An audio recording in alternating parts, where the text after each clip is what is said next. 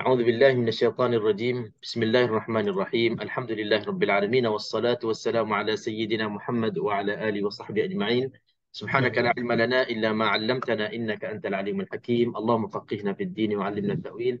اللهم رب اشرح لي صدري ويسر لي أمري واحلل عقدة من لساني يفقه قولي. ولا حول ولا قوة إلا بالله العلي العظيم. السلام عليكم ورحمة الله وبركاته. Waalaikumsalam Waalaikumsalam warahmatullahi warahmatullahi wabarakatuh. wabarakatuh. Alhamdulillah, syukur kita kepada Allah Subhanahu Wa Taala. Pada malam ini insya-Allah kita akan teruskan lagi kelas Asas Tajwid Al-Quran bersama kumpulan Tadarus Al-Quran dan juga sahabat-sahabat kita dari Merata, dari KL, dari Terengganu dan dari mana lagi?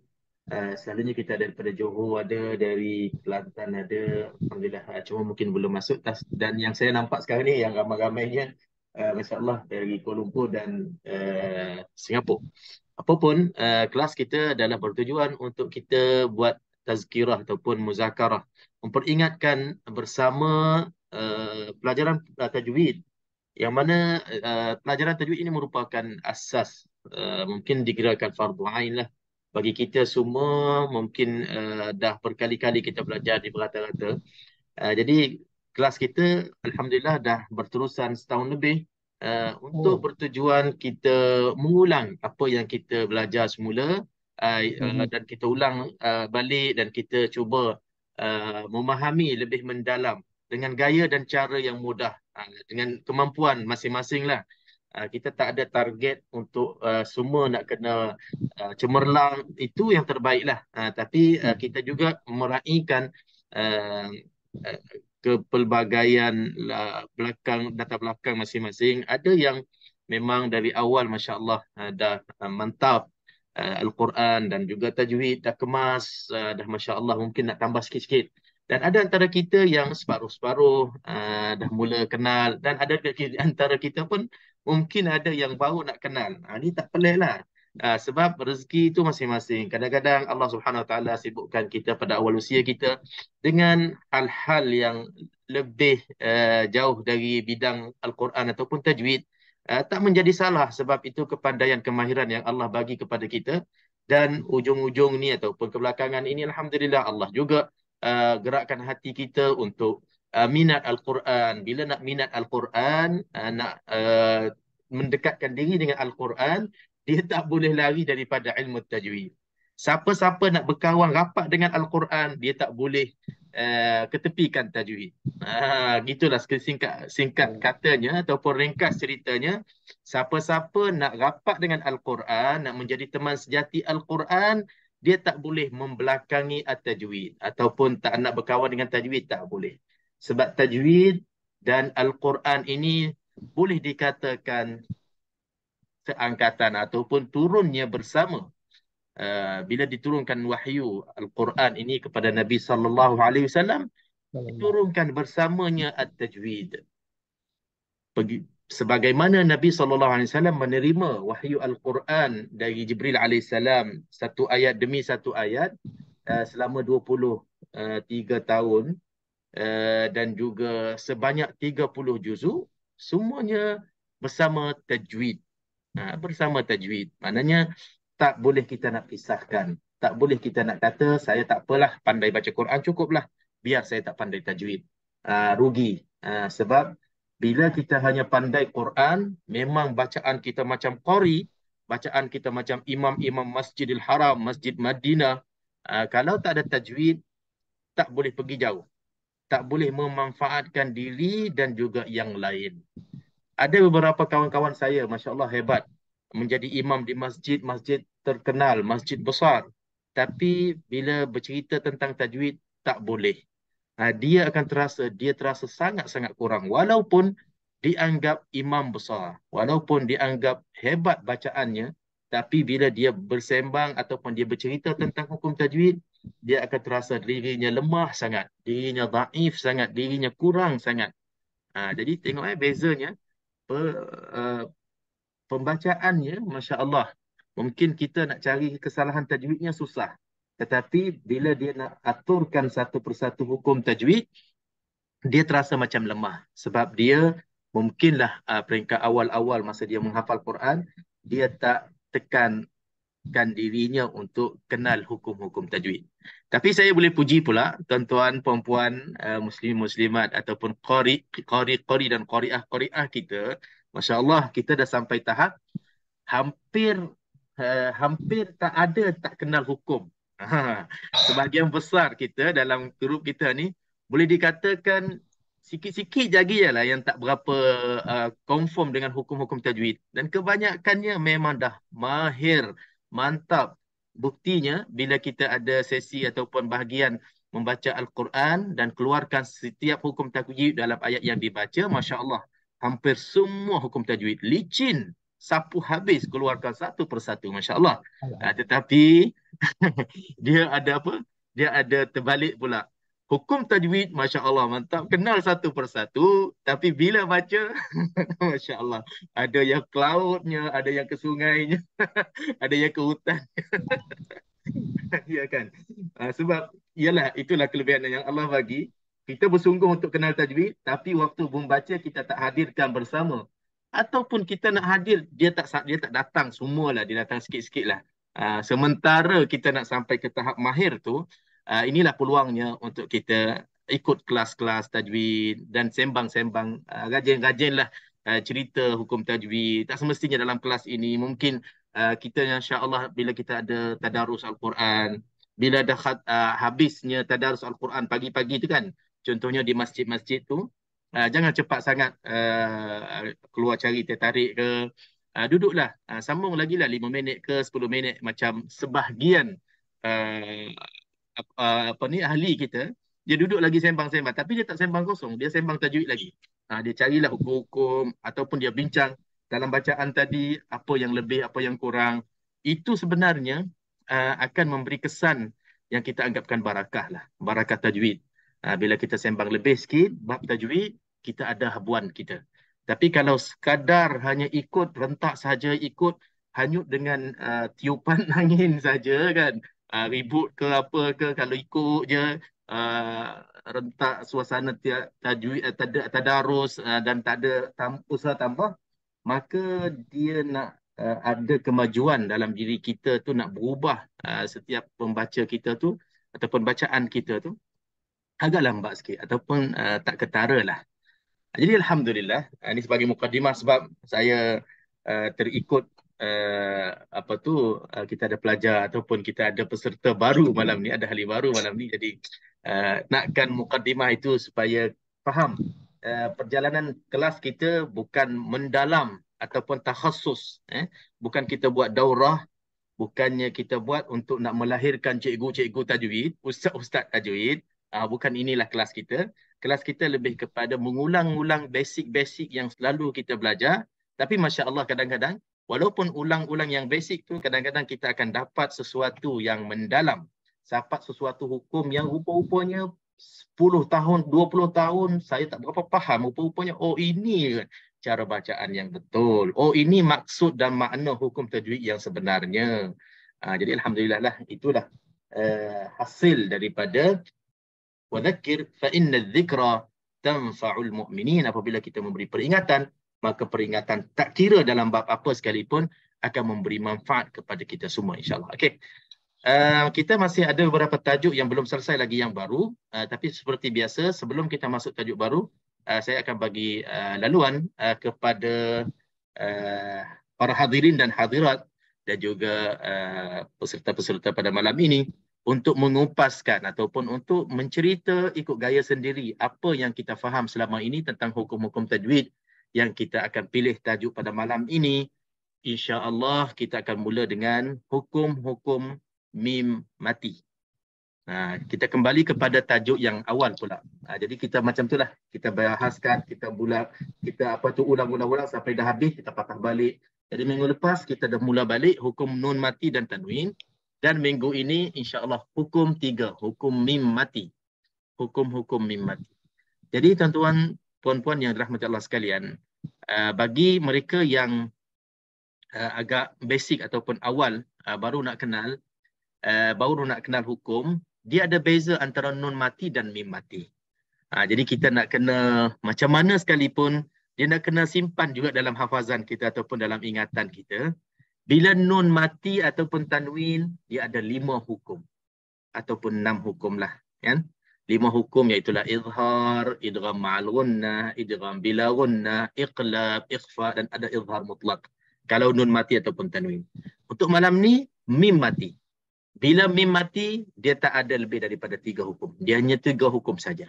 Sama ada idgham mithlain saghir ataupun ikhfa syafawi ataupun izhar syafawi.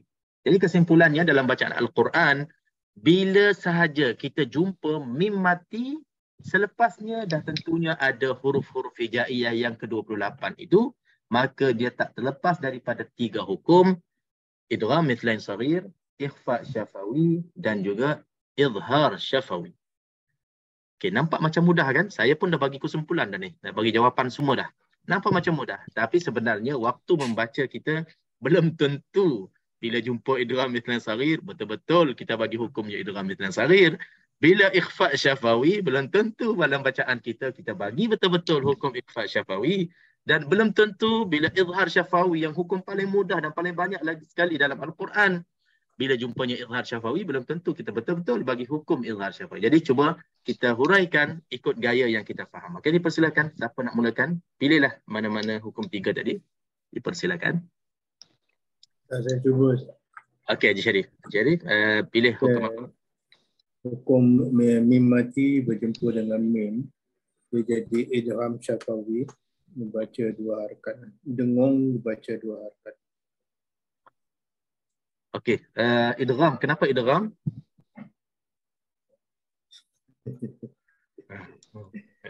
dia kadang-kadang mudah tu dia ada soalan untuk tambah lagi, bagi tambah lagi ilmu. Kenapa idgham? Masukkan. Tak apa, cari dulu. Ada tu. Kenapa tak ikhfa? Mim mati dengan mim. Kenapa tak ikhfa? Kenapa tak izhar? Kenapa tak iqlab? Dia mim mati jumpa mim, mana dia apa? Dia baca dengung lah, dia baca dengung. Kenapa idgham? Kenapa mim mati?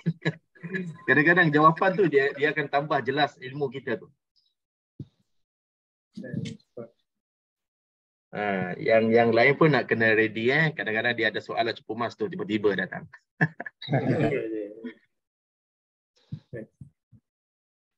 Sebenarnya kadang-kadang kita tukar je, Tadi Haji Syarif sebut mim mati bertemu dengan mim. Sekarang ni jawapannya sebenarnya tukar sikit. Tukar. Jadi hukum apa tadi? Tukarnya mimi. Idgham ya mislain. Okey, idgham mithlain saghir ataupun idgham syafawi kan? Okey, jadi bila idgham mim mati bertemu dengan mim. Jadi idgham maknanya apa? Idgham maksudnya masuk dan dengung. Itu sebabnya. Kenapa kena idgham? Sebab mim mati bila bertemu dengan mim, dia tak boleh ikhfa, dia tak boleh sembunyi, dia tak boleh nak jelaskan, dia kena masukkan. Sebab itu yang paling sesuai mim dengan mim. Okey, syafawi, bila sebut idgham syafawi, kenapa idgham syafawi? Kenapa syafawi? Apa makna syafawi? Apa makna syafawi itu?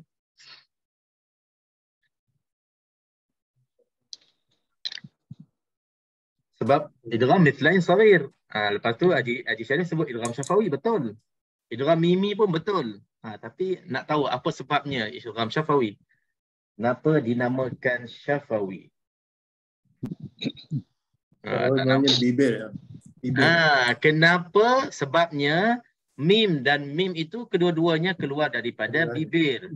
Dan syafawi itu daripada asyafah ataupun asyuffah. Syafah tu maknanya bibir.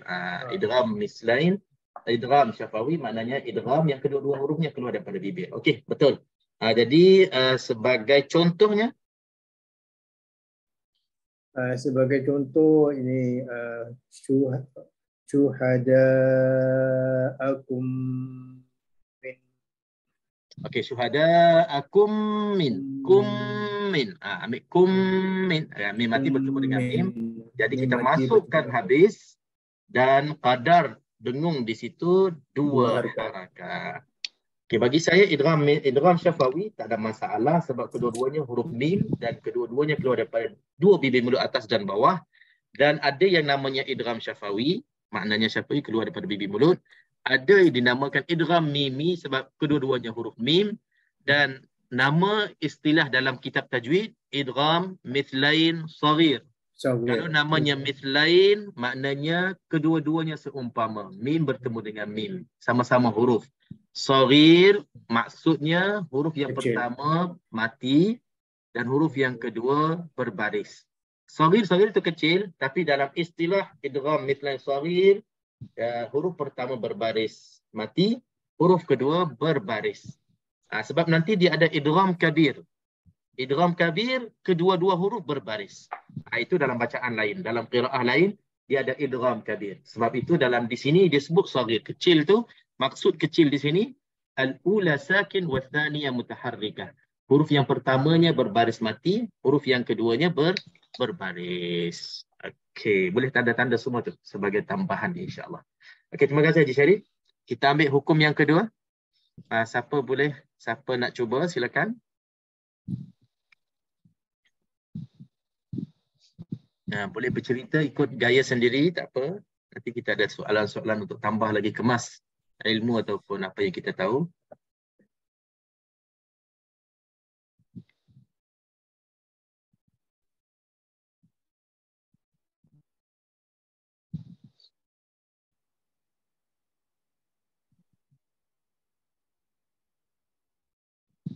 Ada tak?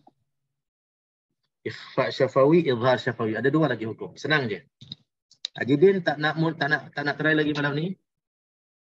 Tak nak jadi pelajar cemerlang ke? Saya cuba Ustaz, saya cuba. Kena sebut nama dia baru dia ingat. Okey, Haji Din silakan. Izhar syafawi.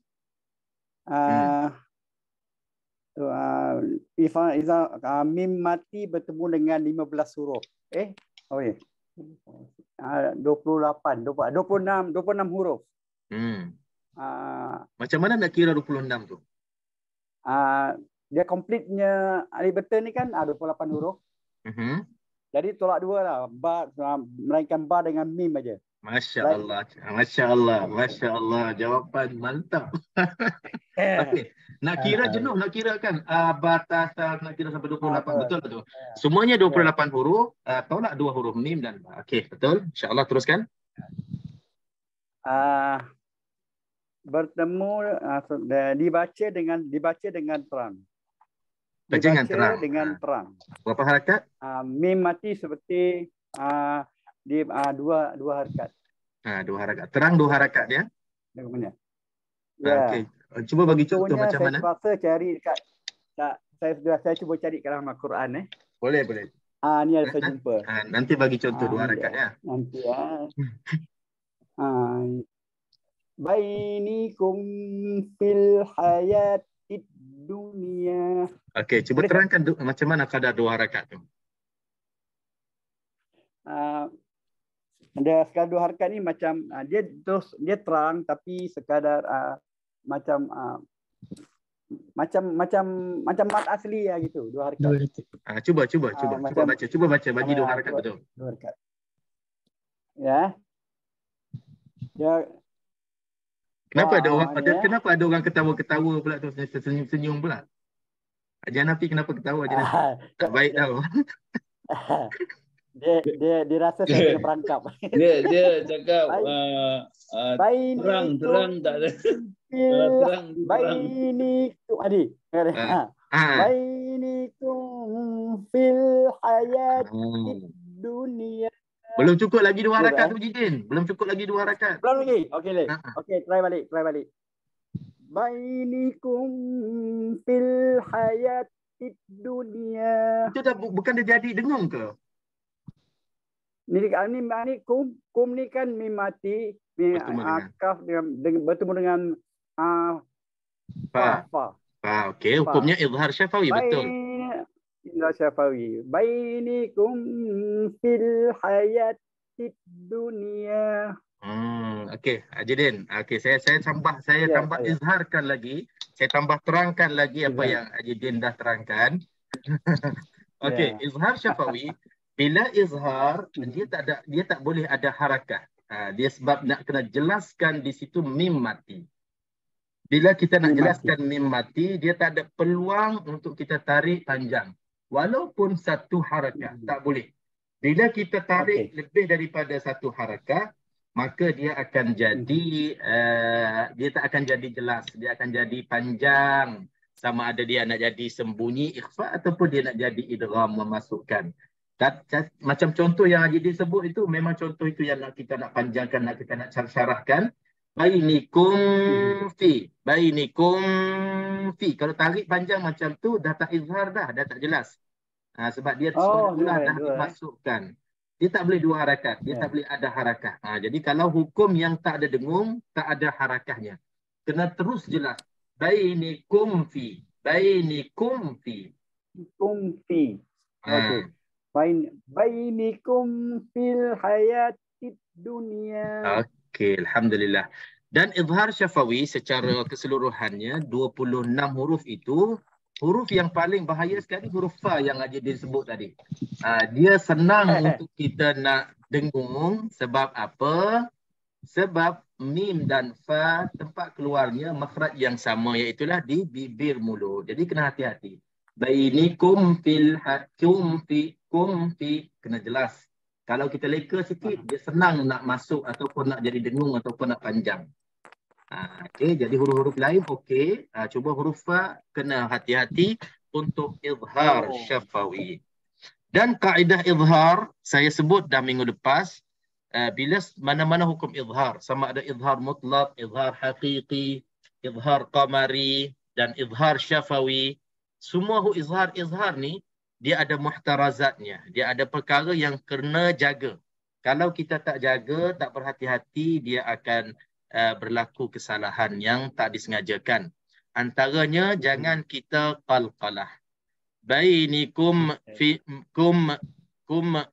bainikum fil kum, ada ramai qari-qari kita, qari'ah kita kalau tak jaga-jaga. Lebih-lebih lagi contohnya macam alif lam qamariyah kan? Alif lam qamari tu izhar qamari, al-ar wal ar izhar juga tu. Contohnya dalam surah Al-Fatihah izhar halqi. Siratal ladzina dia ada macam qalqalah. Semua izhar dia kena jaga, jangan qalqalah. Dan satu lagi perkara yang nak kena jaga dalam semua jenis-jenis izhar ni, kita jaga jangan tersaktah, terberhenti seketika kalau kita nak terangkan, kita nak jelaskan izhar itu. Kadang-kadang jadi bainikum fil haya wal ardi dia macam terberhenti sekejap. Siratal ladzina an'amta. Kadang-kadang dia nak jelaskan nun mati, kadang-kadang dia nak jelaskan huruf ain, rupa-rupanya dia dah terberhenti, tersaktah dengan tak sengaja. Siratal ladzina an'amta alaihim. Jadi izhar kena jaga, jangan kita saktah dan jangan kita qalqalah. Itu boleh tanda ya, insya-Allah. Okey, hukum yang ketiga, silakan. Ikhfa syafawi, siapa boleh terangkan?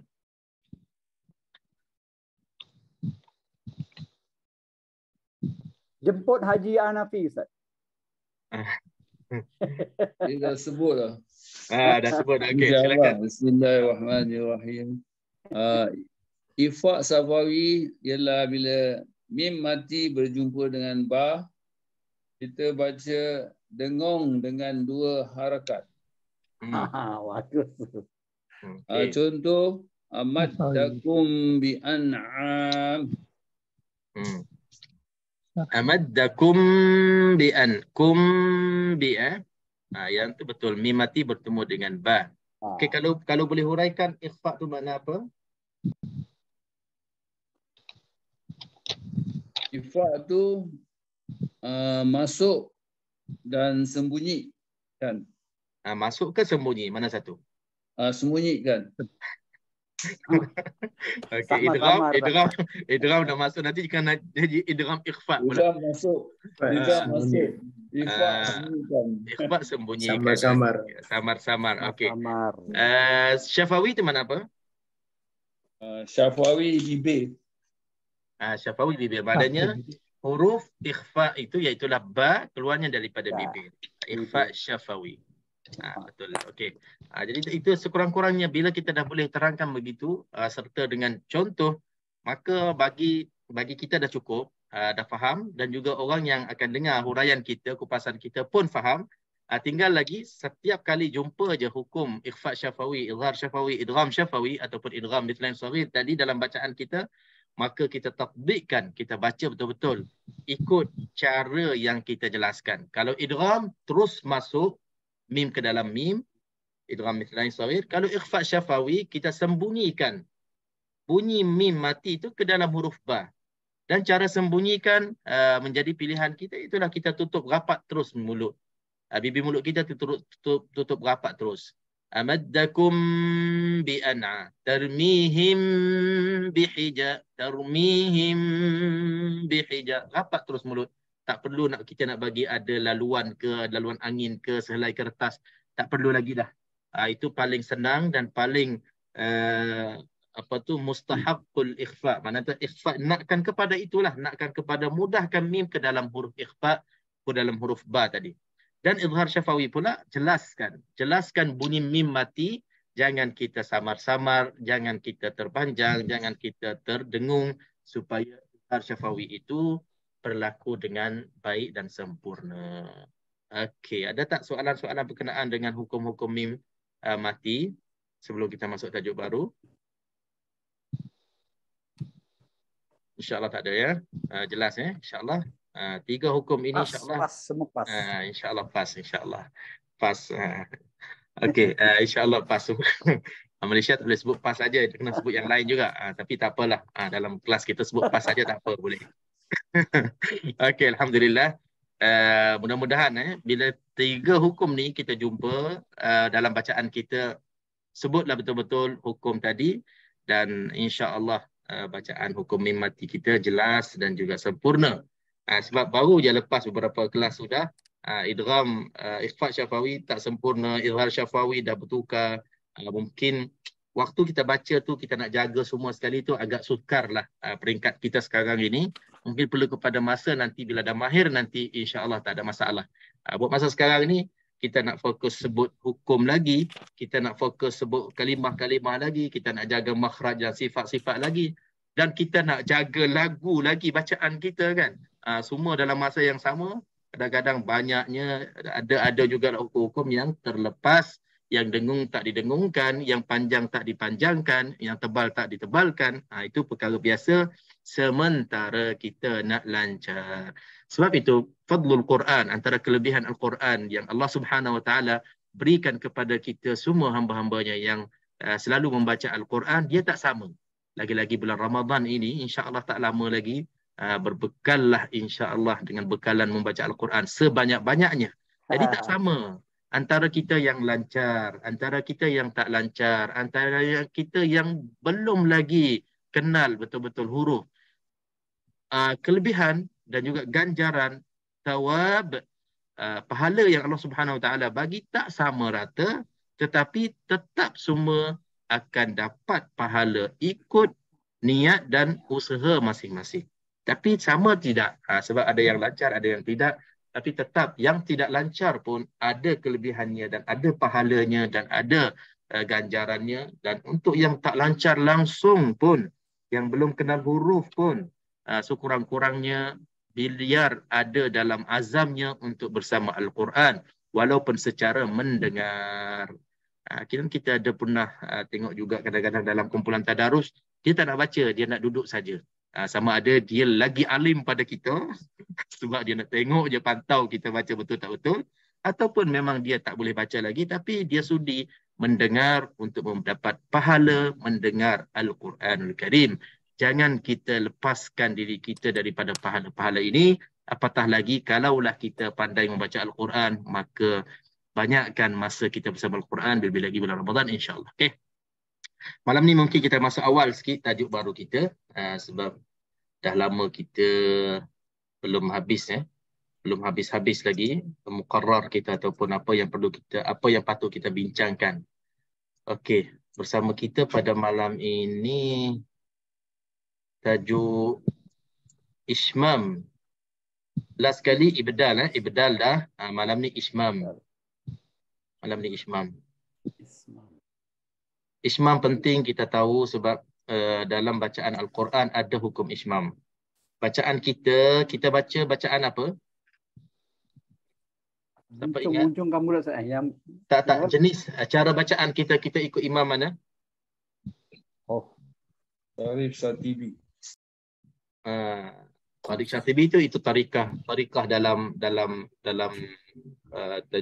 tajwid ataupun dalam qiraah. Tapi riwayat. Kita baca hafs. Bacaan kita ikut riwayat hafs daripada Imam Asim. Dalam bacaan yang mutawatir, hafs, H-A-F-S, hafs, hafasad, hafsun, hafs, Imam Hafs. Okey, Al-Quranul Karim diturunkan dengan macam-macam qiraah yang betul, yang mutawatir, yang diajarkan oleh Nabi SAW kepada sahabatnya. Yang masyhur, kita sebut sikit di sini. Yang masyhur, paling masyhurnya 7. Yang paling masyhurnya 7 dan ditambah lagi 3 menjadi 10. Tak apa, kita kenal 7 dulu. 7 ni, setiap satu imam, daripada 7 imam ni, tiada 2 orang anak murid. Jadi dipecahkan di situ menjadi 14 pula. Jadi itu banyaklah qiraah-qiraah dan riwayah-riwayah. Bila sebut 7 qiraah, maknanya ada 7 imam, qiraah dia, caranya. Bukan dia reka, cuma dinisbahkan kepadanya sebab di zaman itu dia yang paling terkenal dengan hebatnya dan mantapnya dan sempurnanya baca. Seperti mana diambil daripada gurunya sampai kepada Nabi SAW. Bermula imam yang pertama ikut susunan. Imam yang pertama Imam Nafi', imam yang kedua Ibnu Kathir, imam yang ketiga Abu Amr, imam yang keempat Ibnu Amir, imam yang kelima Asim, imam yang keenam Al-Kisai, imam yang Al-Hamzah, imam yang ketujuh Al-Kisai. Okey, itu 7 semua imam-imam itu. Yang kita yang kelima, Imam Asim. Asim melahirkan ataupun mendidik ataupun mentarbiah ataupun mengeluarkan 2 qari ataupun 2 perawi yang meriwayatkan bacaan daripada Asim, iaitu Hafs dan Syu'bah. Hafs dan Syu'bah. Jadi kita baru 1 daripada 14. Kita dah belajar dari awal usia kita, ada antara kita dah 50, ada 30, ada 40, ada 60, 70, 80. Satu bacaan tu masih lagi kita mencari kesempurnaan. Masya Allah, hebatnya Al-Quran. Kan? Hebatnya Al-Quran sebenarnya. Jangan kita rasa lemah diri kita. Ya Allah, saya dah 60, tajuk 70. Ada lagi 13 qiraat. Sempatkah saya belajar? Tidak, bukan maksud tu. Maksudnya, hebatnya pahala Al-Quran. Ganjaran Al-Quran ini Allah Subhanahu Wa Taala bagi seluas-luas itu. Kalau kita bahaskan bacaan kita ni pun, yang hafs ini pun, kalau betul-betul kita istiqamah, dah cukup 1 huruf 10 ganjaran, diganda-gandakan lagi-lagi bulan Ramadan, lagi-lagi hari-hari yang mulia. Kan? 1 huruf. Apatah lagi kalau kita dah belajar. Kalau kita boleh baca pula dengan qiraah-qiraah yang lain. Saya tak nak sebutlah, dalam ahli kita, Masya Allah, baru dapat sijil qiraah Syu'bah an Asim. Tahniah lah. Katanya lepas ni nak baca Nafi' pula. Warsh an Nafi', Qalun an Nafi'. Masya Allah. Jadi itulah. Dia diam-diam, kita tak tahu, antara kita mungkin dah habis 7 qiraah mungkin, tapi dia tak ceritalah. Kan? Tapi ada yang saya kenal baru dapat ijazah daripada gurunya, dia habis riwayah selain daripada hafs. Saya boleh tunjuk gambar di sini tapi tak perlulah kot. Nanti lari je dia. Nanti dia lari keluar nanti. Okey. Apapun nak cerita di sini, Al-Quran Al-Karim itu hebatnya, kita baru belajar 1, ada banyak lagi. Jadi tak akan jemu-jemu kita bersama Al-Quran. Kalau kita belajar hafz saja pun, tak habis-habis lagi hukum tajwid yang kita kenal dan tak berapa nak kenal dan baru nak kenal. Apatah lagi dengan hukum-hukum dan qiraah-qiraah, cara bacaan-bacaan yang lain dalam bacaan-bacaan, qiraah-qiraah, riwayat-riwayat yang lain. Yang pelik-pelik lagi. InsyaAllah, sekurang-kurangnya saya selalu sukalah saya cerita perkara ni supaya sekurang-kurangnya kita ada ilmu pengetahuan tentang membaca Al-Quran bukan cara kita sahaja yang betul. Membaca Al-Quran ini banyak lagi cara-cara yang betul yang kita sendiri tak kenal lagi. Jangan cepat kita beri hukum. Bila ada orang yang hebat membaca Al-Quran tak sama dengan kita akan terus tegurnya. Silap-silap dia tegur kita balik. Jangan cepat sangat. Kecuali kalau kita kenal individu tu memang dia ada kelemahan, memang dia belum pandai lagi, bolehlah kita tegur, membinanya, membimbingnya untuk memajukan bacaannya, boleh tegur. Tapi kalau kita tak kenal orang itu, tiba-tiba dia datang baca, lagi-lagi kalau bangsa lain, bahasa lain, kemungkinan besar-besarnya dia akan baca tak sama dengan bacaan kita. Jangan cepat kita kata bacaannya salah, bacaan kita betul, sebab berkemungkinan besar dia baca bacaan lain, qiraah lain, riwayah lain. Tuan-tuan mungkin ada banyak kenangan dan juga pengalaman dengan qiraah-qiraah lain, masya-Allah. Okey, bukan ini tempat kita, cuma sebagai buka jalan dan juga buka cerita supaya kita boleh mencari lebih tentang qiraah-qiraah, ya, insya-Allah. Okey, hukmul ishmam. Kita masuk hukum baru. Kita sedang membahaskan gharibul Quran, hukum-hukum yang tunggal ataupun jarang-jarang berulangnya dalam Al-Quran. Yang kita dah belajar ibdal, naql, tashil, apa lagi kita belajar imalah kubra. Malam ni kita sebut ishmam. Ishmam ni antara hukum yang kita tak lepas, yang tak boleh kita nak larikan diri daripada ishmam ini, sebab ada satu ayat dalam surah Yusuf, ayat yang ke-11, nak tak nak bila sampai situ kita kena baca cara ishmam, ataupun satu cara lagi, ataupun satu wajah lagi namanya raum. Tapi kita pilih ishmam lah yang mudah, yang wajah yang utama, wajah yang diutamakan. Ishmam. Okey, kita tengok di sini dia kata ialah memuncungkan kedua bibir mulut kita sejurus selepas mematikan huruf sebagai isyarat baris depan tanpa bunyi. Jadi amalan kita ataupun tugas kita, kita memuncungkan mulut selepas kita matikan huruf itu ataupun dah sebut huruf itu sebagai isyarat kepada tanda baris depan tanpa kita bunyikan. Ini dah bahasa Melayu dan dah dihuraikan lagi dalam bahasa Melayu. Boleh faham? Mungkin boleh faham. Tapi kalau suruh buat, kalau tak pernah dengar, mungkin tak boleh. Walaupun dalam bahasa Melayu. Ini antara hukum dalam Al-Quran, hukum tajwid yang tak cukup kita baca dalam buku. Macam mana nak praktikannya, nak bacakannya. Tak cukup. Dia nak kena ada mursyid. Dia nak kena ada guru bermusyafahah. Orang yang lebih arif tunjuk macam mana nak sebutkan ishmam ini. Walaupun kita baca dalam bahasa Melayu, dah tunjuk, dah jelaskan dalam bahasa Melayu ni, dah huraikan mana ishmam, tapi kita tak boleh nak khayalkan, nak bayangkan macam mana kedudukan ishmam yang kita nak lakukan, kecuali bila kita dengar dan kita tengok sendiri orang yang dah tahu sebutnya macam mana. Okey, tengok dalam misalnya, dalam contohnya, surah Yusuf ayat yang ke-11, perkataan la ta'manna, perkataan la ta'manna. Okey, la ta'manna di sini kalau kita tengok dia ada tanda macam diamond ni kan.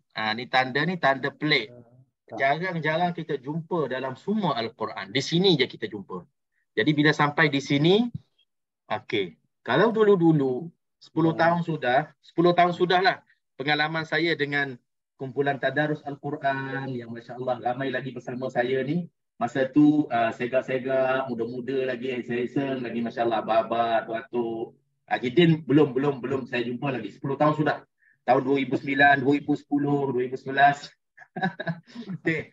Jadi bila sampai ayat ini, boleh dikatakan beberapa orang sahaja yang akan terfikir, macam mana nak baca ayat ni? Kalau tidak, dia akan baca macam biasa. Dia akan baca dengung 2 harakat biasa je. Dan tak pelik tak pelik mungkin antara kita ada dalam grup ini bila tengok ni, ya tak iyalah. Kalau tengok ni tanda dengung wajibul gunnah je situ, tapi tiba-tiba ada pula ada tanda pelik tu. Mungkin ada antara kita. Dan masih ramai lagi tak pernah tengok lagi perkataan ini, sebab ialah lain bidang, lain kelebihan dan lain kemampuan kita kan. Bila dah sampai ke ayat ini, kalau tak perhati betul-betul, kita akan baca dengan dengung 2 harakat, ikut tanda tanwin yang ada, ikut tanda syaddah yang ada pada huruf nun. Kita akan baca la ta'manna saja. Dan dalam Al-Quran dia tak sebut pun ini ismam. Dia tak sebut pun. Mungkin Quran-Quran yang kita beli mahal sikit, mungkin di tepi-tepi ni dia sebut ismam. Tapi kalau dia sebut ismam pun, kita pun tak tahu apa ismam. Okey, jadi kita dah terangkan tadi maksud ismam di sini, kita nak muncung mulut di sini. Kita nak muncung mulut dan kita nak nak isyarat muncung mulut itu tanpa bunyi suara. Tanpa bunyi suara kita. Okey, mungkin lebih jelas kita tengok bawah. Okey, kalimah la ta'manna bahagian ketiga ni, la ta'manna dalam surah Yusuf ni, qalu ya abana, kalimah la ta'manna ni asalnya, asal perkataan ini la ta'manuna. Asalnya la ta'manuna. Saya dah banyak kali terangkan, tapi terangkan secara mulut saja. Sekarang ni ada bertulis di depan kita. Kalimah la ta'manna dalam surah Yusuf ni asalnya la ta'manuna. Dia ada 2 nun di sini asalnya. Tetapi datangnya dalam Al-Quran tak tulisnya nun berbaris depan, tulis nun berbaris atas, adanya sabdu la ta'manna. Maka wajib dibaca dengan ismam. Tengok hukumnya wajib di sini. Kenapa wajib di sini? Sebab bacaan kita Hafs ikut gurunya Asim, perkataan ini tak boleh baca dengan dengung sahaja 2 harakat. Kena baca dengan ismam pada huruf nun pertama. Mana huruf nun pertama? Nun pertama yang berbaris depan. Okey, nun pertama yang berbaris depan ini kita nak kena ismamkannya. Kita nak kena ismamkan. Jadi kembali kepada makna ismam tadi, iaitu kita muncung mulut tanpa kita bunyikan nun tadi. Tanpa kita bunyikan nun. Okey.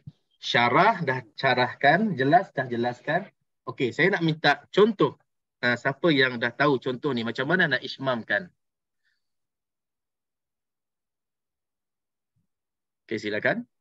Bagi dulu contoh siapa yang boleh ismamkan di perkataan la ta'manuna ni, macam mana kita nak ismamkan? Mulut dia lebarkan, Ustaz. Dah syarah, saya dah syarahkan dah. Cuma baca terus. Baca terus. La ta'manna. La ta'manna. Mulut muncung pula. Lebarkan sikit pula. Okey, muncung ke lebar ke depan ke belakang ke? Okey. Itu syarahan.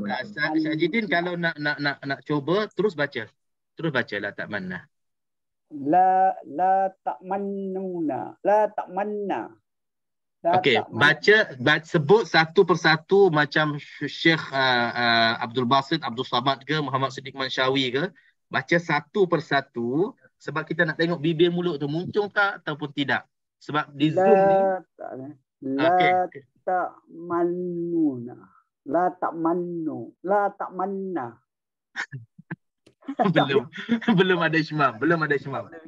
Ajidin kejap. Ajidin sebab dia buka kamera, bila dia baca, dia akan keluar gambar dia besar, nampak terus mulut dia tu muncung ataupun tidak. Dia tak boleh larilah.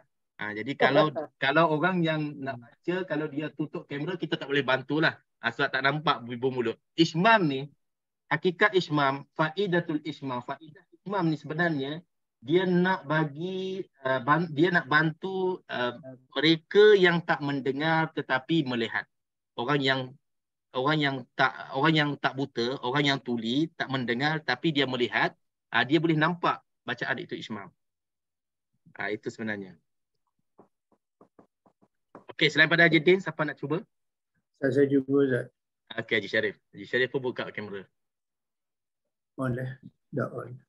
Okey. La ta'manna. Okey, sekali lagi.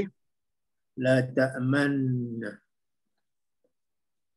Okey. Ada. Dia muncung dekat man. Nu tu bunyi tak? Tak adalah. Tak bunyi, ya? Muncung saja. Man Okey. muncung.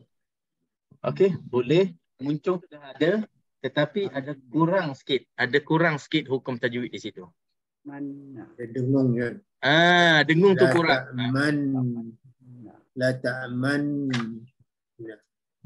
Oh, dia macam berhenti ya. La ta'man. Dia Haji Syarif sendiri pun macam confused, macam berhenti pula. Macam berhenti ya. La ta'man. La ta'man. Dia tak boleh berhenti. Tak boleh la ta'man. Tak apa, ismam tu dah ada, cuma dengung tu kurang 2 harakat. Kurang. Tetap dengung di sini tetap kena 2 harakat juga. Okey, ada seorang lagi?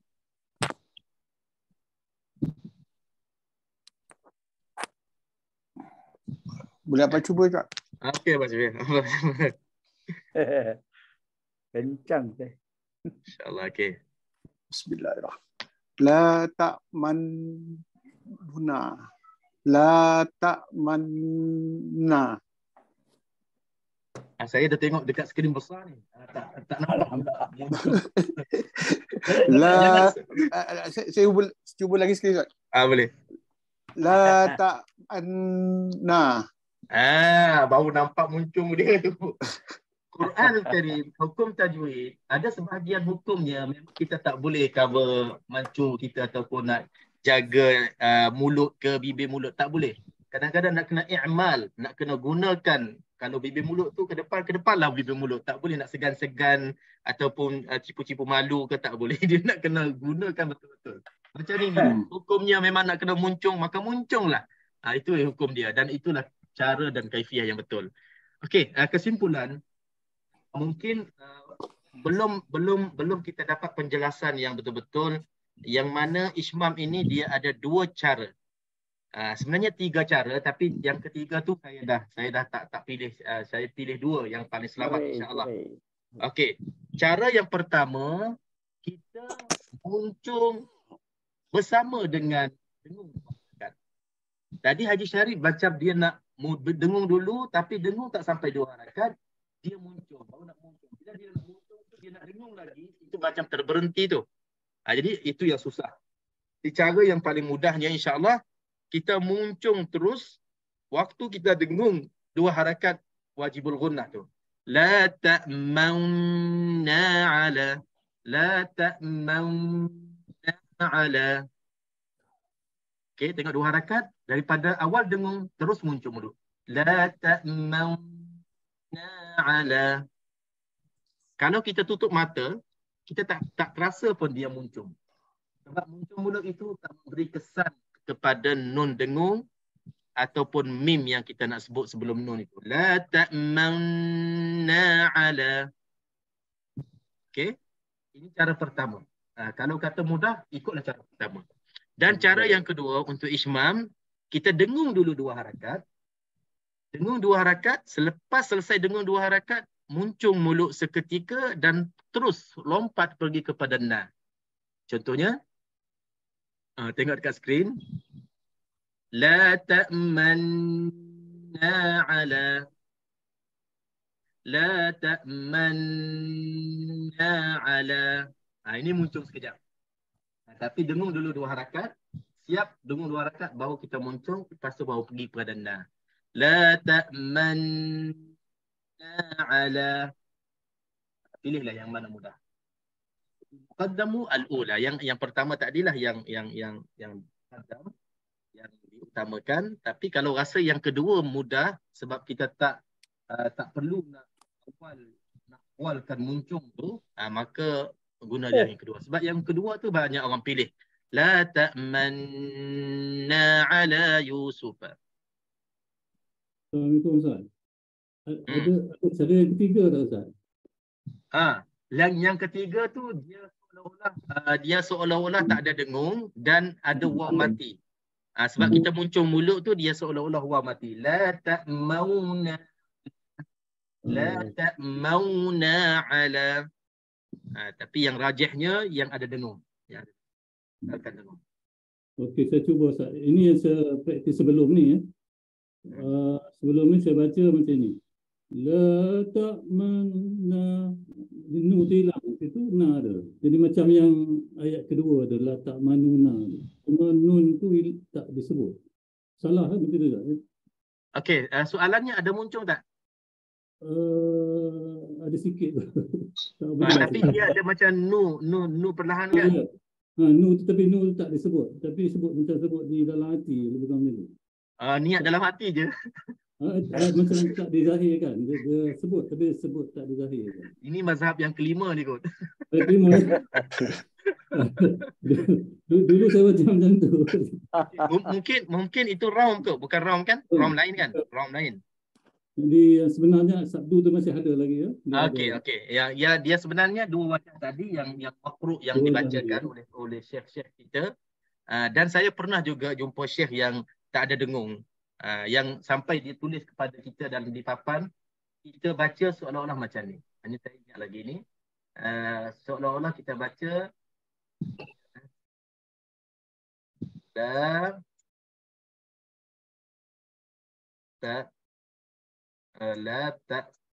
seolah-olah bacaan kita macam ni.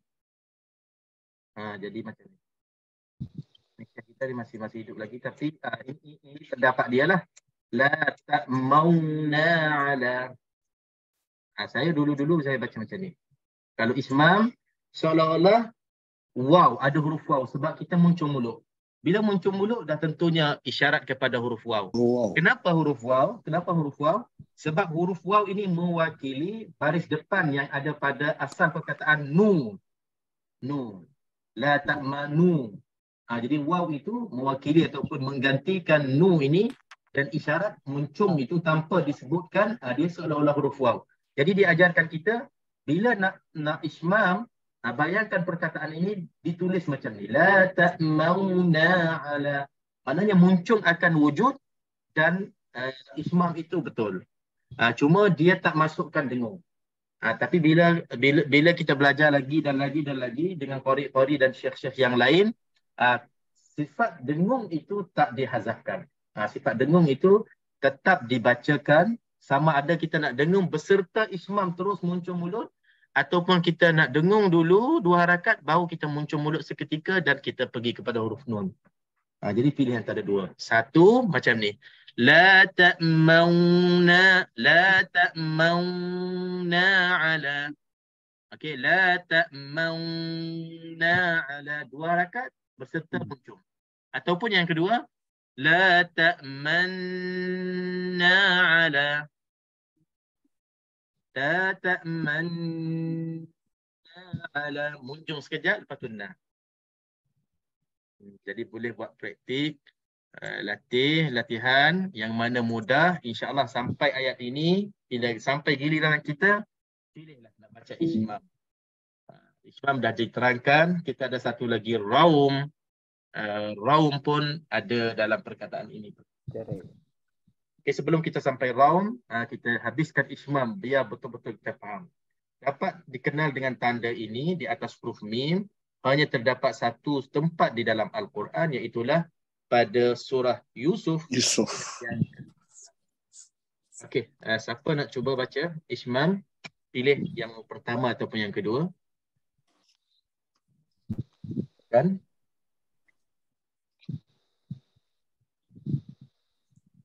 Kalau kita baca kat rumah, kita tak muncul mulut, berusaha Ustaz. Tak ada orang tengok. Jidin, cuba cek dulu Tuan Guru ada tak?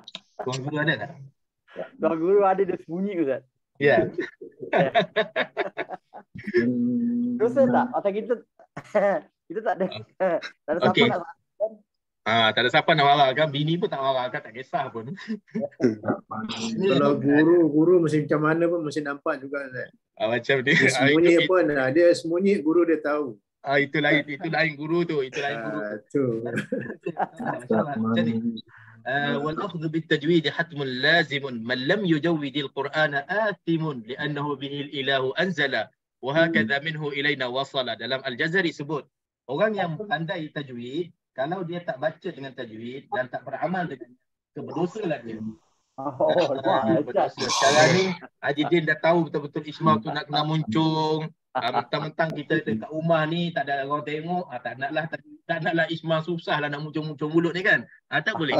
Sebab dah tahu dah. Kalau tahu kena buat Betul tak betul, jadi tak jadi, itu jangan kita fikir sangat. Yang penting kita dah buat. Muncul. Uncung kan, insyaAllah dalam belajar insyaAllah kita akan dapat kesempurnaan.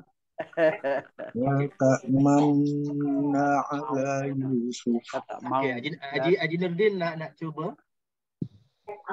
InsyaAllah boleh Ustaz. Saya cuba sekarang. Okey, silakan. Bismillahirrahmanirrahim.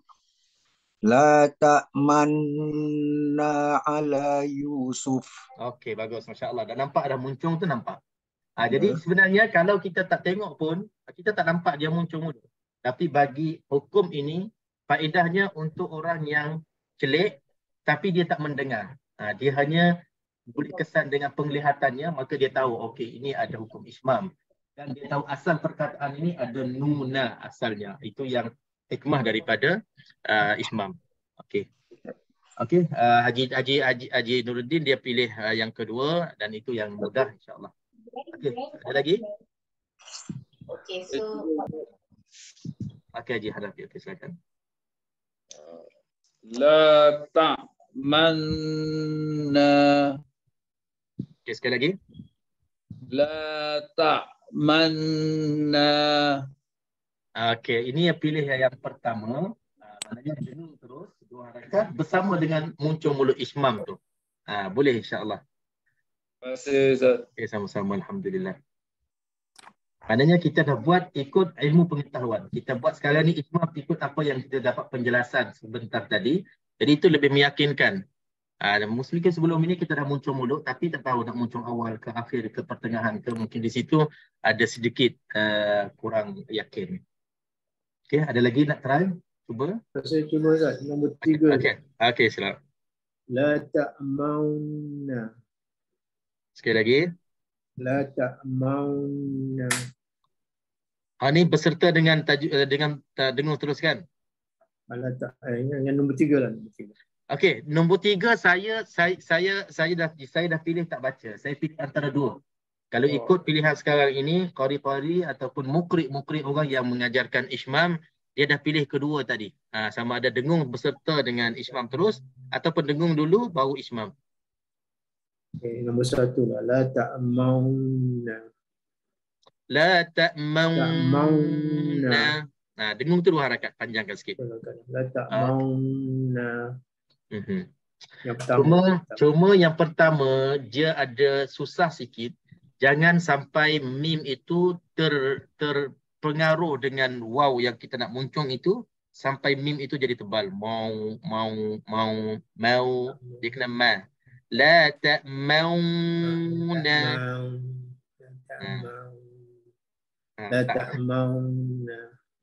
Okey, tak apa dah praktis lah, boleh berlatih insya-Allah. Okey. Ada lagi insya-Allah? Ustaz, saya cuba nombor 1. Okey, boleh. La ta'manna. La ta'manna. Itu nombor 1 dan nombor 2.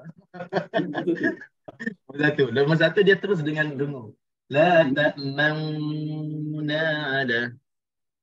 La ta'manna. Okey, jadi boleh insya-Allah. Boleh insya-Allah. Okey, alhamdulillah. Dengan kita kupaskan satu persatu hukum ismam dengan jelasnya, dengan bagi saya lah dengan detail lah. Mungkin orang lain mungkin boleh detail lebih pada ini lagi. Tapi saya rasa dah cukup sedetail ini ataupun sejelas ini. Sekurang-kurangnya kita pernah belajar ismam secara khusus dan boleh kita baca dengan ismam. Okey, ada lagi hukum ismam, dia panggil aridhi, hukum ismam yang mendatang ataupun dibolehkan kita baca selain daripada tempat ini, dalam bacaan Hafs pun ada, iaitulah pada awakhiril kalim. Awakhiril kalim, penghujung-penghujung kalimah, kita boleh baca ismam. Itu sebagai tambahan sahajalah. Dan ismam ini dikhususkan untuk huruf-huruf yang berbaris mati di hujung bacaan kita. Tak kira perkataan itu apa. Tapi yang paling jelasnya yang dibahaskan pada huruf-huruf mat banyak. Mad arili sukun, mad lin dan mad lazim. Mana-mana huruf yang berbaris mati penghujungnya boleh kita ismam. Contohnya, iyyaka na'budu wa iyyaka nasta'in. Lepas pada nu tu, nasta'inu tu kan. Nasta'inu hujungnya baris depan. Jadi ada wajah ismam di situ. Jadi nasta'inu mad arid lisukun. Ismam di situ boleh baca 3. 2 harakat, 4 harakat, 6 harakat. Nasta'in. Muncul. Nasta'in. Muncul. Nasta'in. Muncul. Sekadar tambahan, perkataan-perkataan yang diwakafkan, kalau huruf itu berbaris dhammah baris depan, maka kita boleh baca dengan ismam juga. Ini sebagai tambahan. Kod-kodlah sekali-sekala kita nak baca, boleh. Tapi tetap kena raikan kaedah yang awal-awal kita belajar dalam bab mad. Wal lafzu fi nadhirihi kamithlihi. Hukum ataupun lafaz yang sama kita nak kena seragamkan, nak kena samakan. Kalau dah pilih ismam, nak kena ismam semua. Kalau pilih tawassut, tawassut semua. Kalau nak pilih isbat, isbat semua. Mad, mad semua. Qasar, qasar semua. Itu insyaAllah bila kita dah sampai ke tahap yang boleh kita pelbagaikan bacaan-bacaan kita, maka insyaAllah bolehlah guna ilmu tadi. Okey, Alhamdulillah. Saya rasa malam ini hukum ini saja yang kita boleh habis. Mungkin minggu depan kita boleh habiskanlah bahagian-bahagian mufrad gharibul Quran ataupun perkara hukum-hukum yang jarang-jarang berlaku ataupun jarang-jarang kita jumpa insya-Allah. Ada apa-apa soalan sebelum kita rehat? Ada apa-apa tambahan daripada ahli-ahli tajwid, guru-guru tajwid dalam kelas ini ataupun mungkin ada pakar-pakar tajwid, kalau nak tambah lagi persilakan. Dia alu-alukan. Mungkin antara kita ada yang ada sanad ke, ada ijazah ke, nak tambah-tambah lagi, dipersilakan. Ataupun ada apa-apa soalan, dipersilakan sebelum kita rehat. Semua okey, insya-Allah. Assalamualaikum Ustaz. Waalaikumsalam warahmatullahi wabarakatuh. Abdul Razak. Abdul Razak. Insya-Allah. Tafadhal. Ustaz, jadi yang kedua tadi itu penambahan waw, tidakkah dia menyalahi Ustaz dalam bacaan? Pasal penambahan waw itu. Sedangkan dia bukan tak ada waw, Ustaz. Dia bukan menambah, istilahnya seolah-olah wujudnya waw. Sebab apa? Waw itu mewakili baris depan yang ada pada nu. La ta'manuna. Dan haji pun sama je. Kalau tak sebut waw pun, kalau tak tulis waw pun, bila kita muncung mulut, itu adalah waw sebenarnya. Ismam itu dalam bahasa Arab apa, itbaqus shifahu bu'aid, saya tak lupa dia istilah dalam tu tarifnya. Kalau kita muncung mulut dengan kita bagi ada rongga, itu sebenarnya tempat keluarnya huruf waw. Cuba muncung mulut. Wa, wi. Sama ada kita terima ataupun tak terima waw itu wujud pada ismam, memang itulah tempat keluarnya waw. Sebab itu syekh saya, guru tahfiz saya, bila dia kata kamu nak baca ismam, kamu bayangkan seolah-olah ada waw mati di situ, maksudnya kita tak payah nak pening-pening bila nak muncung mulut. Bila kita isyaratkan kepada waw itu, dia dah akan jadi ismam. Sebab waw mati ini muncung semata-mata. La ta'mauna, mauna. La ta'mauna. Dia bukan istilahnya kita tambah huruf ataupun kita ubah huruf. Cuma kita bayangkan ataupun seolah-olah ismam yang katanya muncung dalam bahasa mulut, buat bahasa Melayu kita muncung itu, kita letakkan tempatnya adalah huruf waw mati. Mau muncung dia akan jadi terus jadi waw mati. Dan tapi tak bolehlah nak tambah dalam tulisan lah. Saya tulis tadi sebagai contoh. Kita insya-Allah. Terima kasih Haji Abdul Razak. Masya-Allah, soalan itu bagus sangat. Sebab kalau tak tanya nanti orang akan faham, huruf perkataan ini dah ditambah huruf waw pula. Tidak. Dia dalam bacaan hanya seolah-olah kita baca seakan adanya huruf waw mati di situ. Okey, terima kasih. Terima kasih Ustaz. Sama-sama insya-Allah. Okey, ada lagi? Okey Ustaz, untuk mudah kita ingat, boleh Ustaz cerita sikit tak asbabun nuzulnya ayat yang ini je ni? Sebab ada cerita, ada kisah sebalik ayat ni kan, yang dia jadi macam tu. Itu dah jadi pergi kepada bukan ada kait dengan tajwid tu, itu dia pergi kepada cerita Nabi Yusuf alaihissalam. Okey, dari segi makna mungkin dia panggil asrarul Quran, sir, rahsia di sebalik ishmam. Kenapa kena ishmam di sini? Kenapa boleh raum di sini? Kenapa tak dengung biasa? Mungkin qiraah lain boleh baca dengung biasa, tapi Hafs pilih untuk ishmam. Mungkin ada yang lain. Jadi saya tak berani nak mereka di sini. Jadi kalau dalam kitab-kitab tafsir yang mencari asrarul Quran, sir rahsia Al-Quran, akan ada makna yang di sebalik ishmam di sini. Kenapa kena ishmam di sini? Tapi kalau asbab nuzul Al-Quran ini, cerita ini yang masyhurnya berkenaan dengan Nabi Yusuf alaihissalam ketika adik-beradiknya bersepakat untuk nak jauhkan Nabi Yusuf dari bapanya, dari Nabi Yaqub alaihissalam, dan dihantar wakil untuk meminta Nabi Yusuf dilepaskan ataupun dia boleh bawa keluar bersama untuk pergi mengembala kambing di wadi ataupun di kawasan jauh, di kawasan bukit. Maka Nabi Yaqub alaihissalam tak nak bagi sangat sebab Nabi Yusuf masih kecil lagi. Barulah turun ayat ini, qalu ya abana ma laka la ta'manna ala Yusuf. Kenapa tak percaya kami ke? Tak amanah kepada kami ke Nabi Yusuf ni? Wa inna lahu lanasihun. Kami abang-abang dia ni sangat-sangat cukup jaga Nabi Yusuf ataupun adik kami yang bernama Yusuf. La ta'manna ni maknanya tak ada amanah ke? Kami ni tak beramanah ke? Boleh tak boleh biarkan Nabi Yusuf ini sebagai amanah di sisi kami untuk kami jaga sepanjang kami mengembala kambing di luar sana. Itu pertanyaan dalam ayat ini yang adik-beradik kepada Nabi Yusuf alaihissalam kepada bapanya Nabi Yaqub alaihissalam.